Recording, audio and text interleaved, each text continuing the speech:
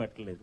అమ్మ ఒకసారి లతా మంగేష్కర్ గారు అన్నారు, నేను అడిగాను వారిని, ఒక ఫలానా గాయకుడిని, నాకు చాలా ఇష్టమైన గాయకుడు ఆయన, ఎక్కువ పాటలు పాడలేదు హిందీలో, ఆయన ఇప్పుడు మ్యూజిక్ స్కూల్ రన్ చేస్తున్నారు, ఏమ్మా ఆయనకి ఎందుకు హిందీలో పాడడానికి అవకాశాలు ఎక్కువ రావట్లేదంటే ఆవిడన్నారు, బాలు గారు చాలా మంది విద్య తెలిసిన వాళ్ళు చాలా మంది ఉండొచ్చు, కానీ సినిమాలో ప్లేబ్యాక్ సింగర్ కావడానికి ఒక గాత్రం కావాలి, దాంట్లో ఒక స్పెషాలిటీ ఉంటుంది, అది అందరికీ రాదు, భగవంతుడి ఆశీర్వాదం ఉంటేనే దొరుకుతుంది అన్నారమ్మా.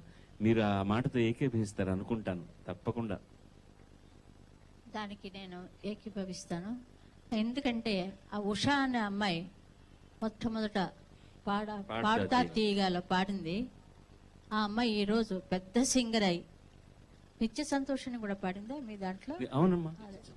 మరి ఆ ఫస్ట్ ట్రిప్ లో వాళ్ళ ఆ సాంగ్స్ వాళ్ళు అంత మంచి గాయని మడులు వచ్చారు అంటే లతా గారు చెప్పింది అది నిజం. అది అది అయ్యే ఆ యోగా ఉండాలి, అది నేను చెప్పేది.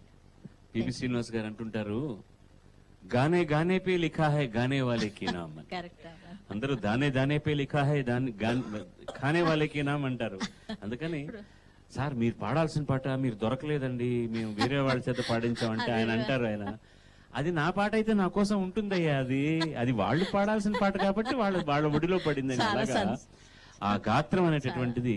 అందుకే అంటాను, ఈయనన్నారే మరొక 500 సంవత్సరాలకు సిరివెన్నెల సీతారామ శాస్త్రి లాంటి కవి పుట్టడం మా వయసులో ఉన్న వాళ్ళలో కష్టమని, మరొక 2000 ఏళ్లకు కానీ సుశీలమ్మ లాంటి గాత్రం పుట్టదండి, కష్టం, చాలా కష్టం.